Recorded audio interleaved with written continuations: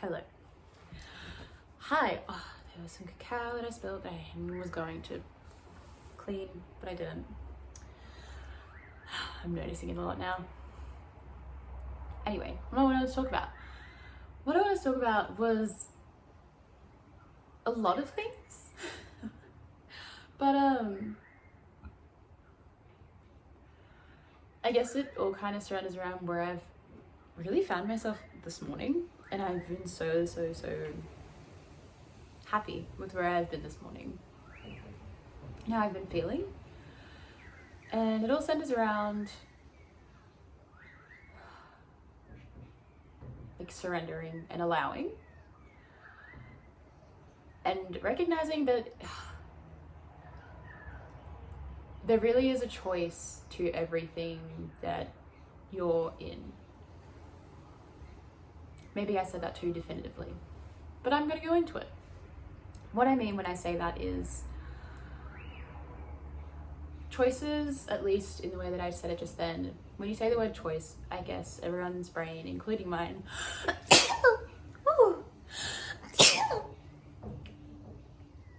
bless me. If you say the word choice, it always sounds like a very conscious thing. Like it sounds like something that you consciously choose, like to make a choice. But what I've come to understand is that choices happen whether or not you consciously make them. And that's when like the unconscious brain comes in. Like if you're not choosing to do something, your unconscious is choosing for you. And that's something that I've really come to understand. And it's where I've been able to see myself come into a little bit more power. I don't know. An example of this would be driving, because that's where I've been seeing it very plainly and very clearly. Because rules of driving are very high stakes. You know, things become a lot more obvious. Or at least they can. Because you know, like if you do something wrong in driving, best case scenario, nothing happens, everything's fine. Worst case scenario, driving can be lethal. You know, like, and I think we forget about that a lot, or at least I do. I'm reminded healthily, thank goodness, but you know, I think it might be because I live on in an area that's got a motorway running right through it. But I see driving done dangerously a lot. So I see people risk a lot of stuff because of how they're feeling one way or another. Whether they're in a rush or whether they just are driving this way because that's how they drive, or maybe they're in an emergency to get somewhere. Like, you can really see the fact that everyone has an individual agenda on the road. And it stands out when people will have their own agenda, and for whatever reason their actions can kind of make it become another person's problem, or try to make it become another person's problem. Tailgating is probably a really good example of this, because look, I get that there are emergencies. I'm not talking about life or death emergencies right now. Maybe I am, because I don't know. I don't know who I'm talking about. Like, I'm just referencing people that I've seen tailgating, or people that have tailgated me, and maybe some of them were in life or death situations. That sucks. But I don't really want to focus on like the subjective nature of it. Well, I guess I do. I do a little bit. Because I want to talk about... Let me just talk about what I want to talk about rather than just saying what I want to talk about. I don't know, because I've been in a situation very recently, actually, just to be even more obvious about it, where, you know, if you are in a rush to be somewhere, I was coming back I was at a scan, I forgot my referral, I'd had to fill my bladder with a liter of water, so you had to do all these things. Anyway, I had to drive back home to pick up my referral within a certain time limit, so I'd make it back on time for my appointment. And I was driving the road with a full, about to burst bladder on a time limit, needing to be somewhere and then needing to be back somewhere. And it was midday on a Thursday. The roads were chill as shit. Nobody's going anywhere. But I need to go somewhere. But unfortunately, I'm behind a bunch of people that don't need to be going anywhere. And understandably, I start getting pissed. Not at the people, obviously, because they're not doing anything wrong. But I understand that, like, not everyone. It took me like to train my brain to consciously not just get angry at the people in front of me. Do you know what I mean? Like, when I started driving, when I was 16, 15, 16, when I started driving on my own when I was 17. Yeah, if I was late somewhere and a car in front of me was going 57, I'd be like, are you fucking kidding me? What do you mean? Why are you going 57? The speed limit is 60. I need to be somewhere. And you're impeding me needing to be somewhere where maybe I could have left a couple minutes early. You know what I mean? There's that jump that everyone needs to make in their head, you know? And then there's the second jump, which is like where I think I found myself, which is, if you can, just letting it go. Because you literally can't do anything about the person in front of you that's not going the speed that you want them to go. There's nothing that you can do. You can feel mad, you can feel upset, you can feel worried, you can feel frustrated. All of those things I felt. I had a full bladder, and I also hadn't eaten. That wasn't a choice. There was a whole series of events that day. It was a very frazzled day. But, you know, it was completely valid for me to feel all these kinds of ways. But I was also just adding to my situation. And so there was a point where I was like, all right, I just need to let it go. I'm 5 minutes from home, gonna get home. And then had to forsake a lot of other things just so I could feel a sense of equilibrium. And I did, and then it was great.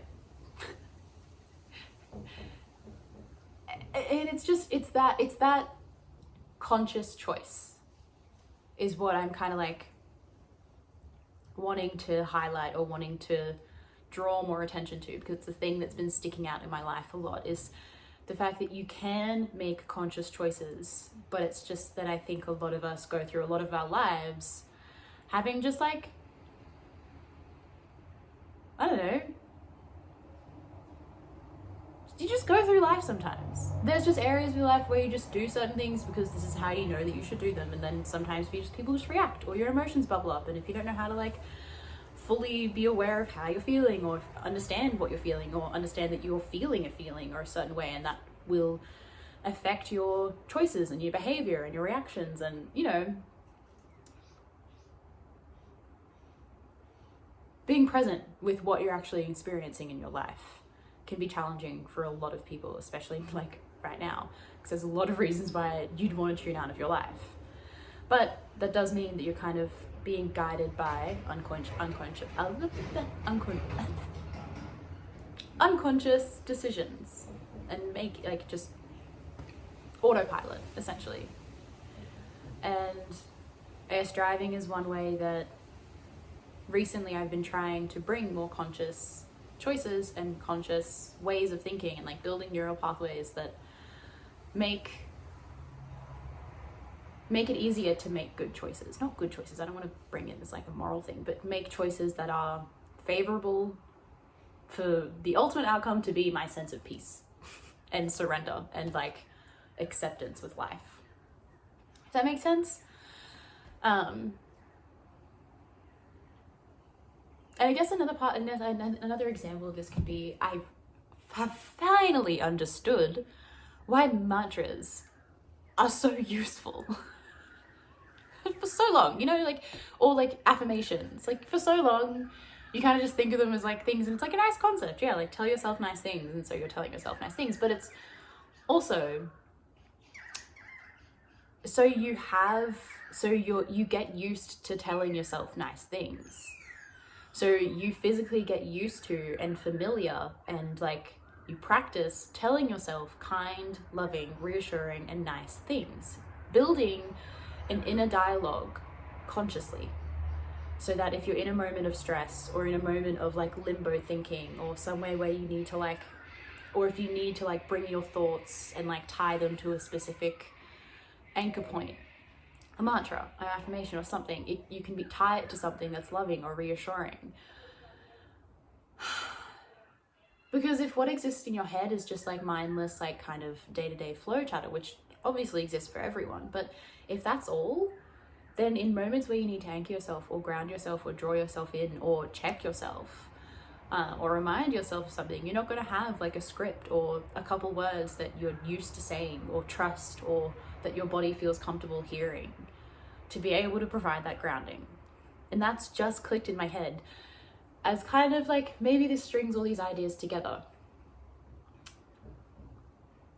in the sense that when I've been driving, I've been reflecting on my experiences, specifically, for example, around tailgating. And I noticed when I was tailgated very frequently years and years and years ago because of where I lived and just the road that I was on, I understood that it wasn't a great feeling to be tailgated, so I rarely tailgated others because I was like, oh, that calm as shit.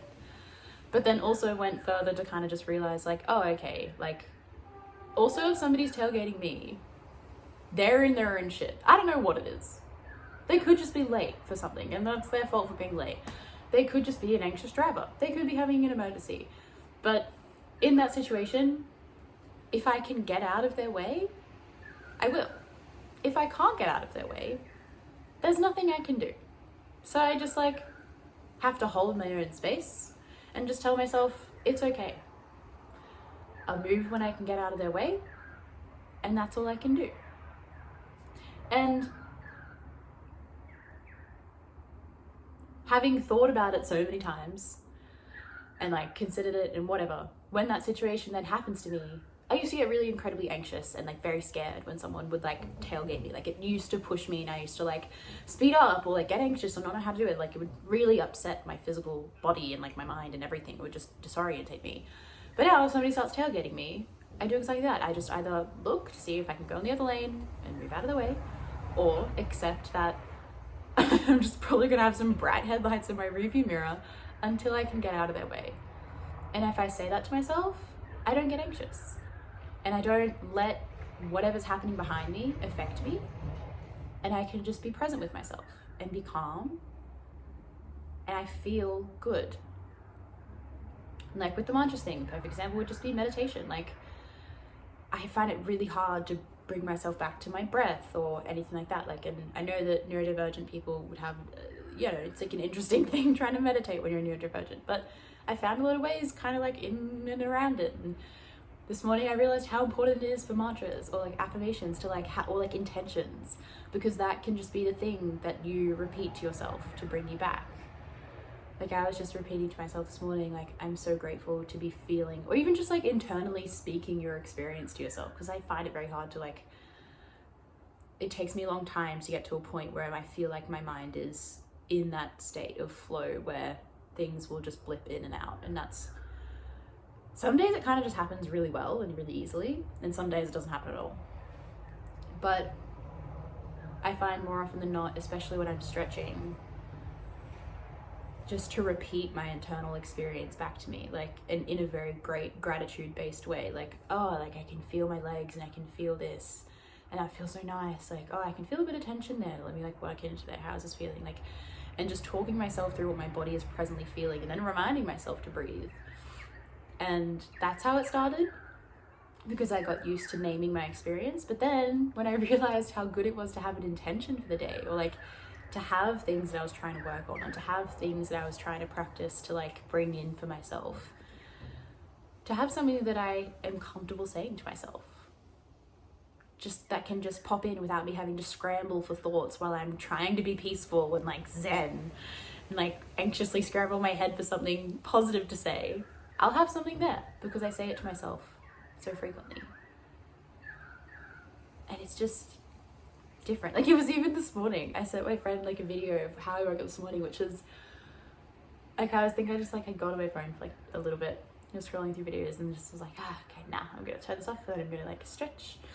And then the first thing that came out of my mouth was, I forget what it was, but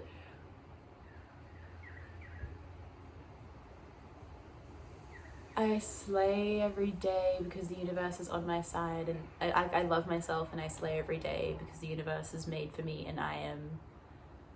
So like words, just like the most positive, like reaffirming, loving words just came out of my head as I woke up this morning, and I was like, that is on having positive inner dialogue. But I just didn't even have to think. And my first words to myself of the day while stretching were just the most positive, like, wow, I just love everything and everything goes right for me all the time and I'm the best and holy shit, everything's great. I was like, what the fuck? Thank you.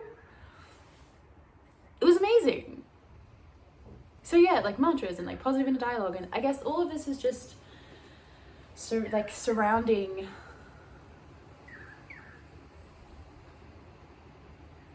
I guess those two are like not really connected. I'm trying to think of like the connecting point, but the connecting point for me is just really like what I'm feeling at the moment, which is after a long time of not feeling connected, I finally, as literally as I mean this, I can feel my body again. I mean that so literally. Because the other thing that I was realizing when I was stretching was that an example maybe that somebody can relate to, if you don't know you're feeling disconnected from your body, because something that would often come into my brain a lot was like, we're always in our body, you know, we always have a body. And sometimes for me, it's really hard for me to recognize when I am disconnected from my body. And what I do realize is, one of the things that I do realize is when I'm flowing or moving or stretching or dancing. And if I'm thinking about moving my leg or my arm, I think about moving those things. Like if I think about moving my arm, I think about moving my hand. I don't think for the movement to start at my elbow or my shoulder. Like my movement starts at my hand. Does that make sense? Like I was stretching my body this morning and I was stretching out my legs. And the only way my brain was thinking of it was by just moving my feet, but not grounding down, not like putting my heels on the floor and feeling my heels hit the floor and then feeling the rest of my foot hit the floor and then tucking my tailbone and like engaging my hips in the stretch, because all that my body was actually thinking about was my feet touching the floor, and that's it. Like the rest of my legs were just kind of like floating on autopilot and feeling really weird. And it wasn't until I slowed down like my thoughts and was like, all right, let me just actually feel my legs. What are my heels doing? What are my knees doing? What are my hips doing? What are they doing? What's going on there? And I realized, I was like, oh, I'm disconnected from my body. And that's usually one way that I can tell. So maybe that will like help you recognize if you think about the way that you walk or move or go to do anything. If a lot of your thought around your movement centers around your extremities, maybe you're similar to me. Maybe that's not for everyone, but that's how I can notice it in myself. Yeah, I just feel as far away from my actual body as I can. I don't actually feel any of in here. I feel very just here, feet. But yeah, I guess just what I'm talking about is just being more present and having a sense of what awareness feels like. Rosie, like a panther. Seriously, babe. Rosie! One sec. Hey. I know you think it's like a dog.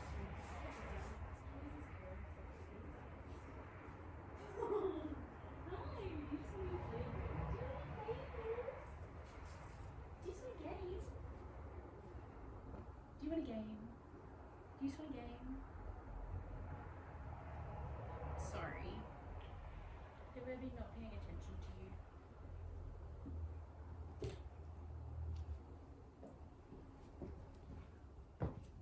See ya.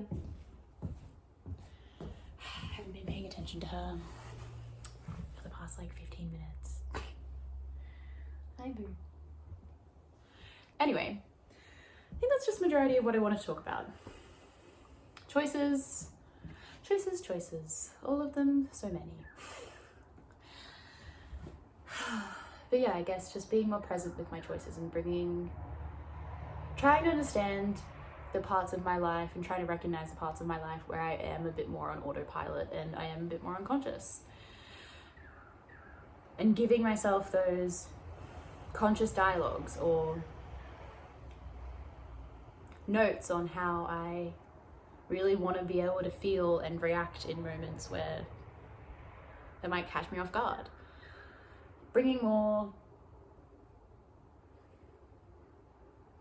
awareness into the things that are happening.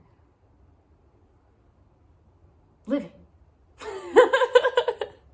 I don't know how to like phrase it in a way that people will actually understand and connect to, rather than me just being like, trying to be more present. Because I know that I'm saying a lot of things right now that I've heard a lot of people say before, and I've heard what they were saying, but I've listened to what they were saying, but I was never really able to hear it. And I guess I just want to help anyone who might be hearing what I'm saying right now, listening to what I'm saying right now and not really hearing what I'm saying. I'm just trying to bridge the gap. And my brain just thinks if I say more words, then that will happen. Which doesn't always, that's not always the way that everything works. But, Annabelle, that's fine. If they get it, you get it. And if you don't, you'll find your way of getting it. I'm always just so aware of people, like things that people say, and that, you know, you hear something and that it's probably only until you hear it either said a certain way or you experience it yourself. You experience it for yourself, and you have these little like light bulb moments of, oh, this is why I think this is so important. That's why people say this. You know, I guess I'm just trying to help people have those kinds of moments. But I can only say so much before I drive myself insane. And I need to go to the library and do study, and I promised myself I would do that, so I need to do that. Bye. Hopefully I said some stuff that made sense. If not, I can't do anything about that. It's already been said. Woo! Have a good day. Hope you're doing well.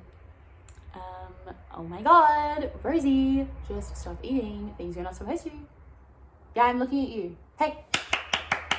Yeah, those claps are for you. Uh-huh. Okay, cutesy bootsy. I'm gonna go now. Bye.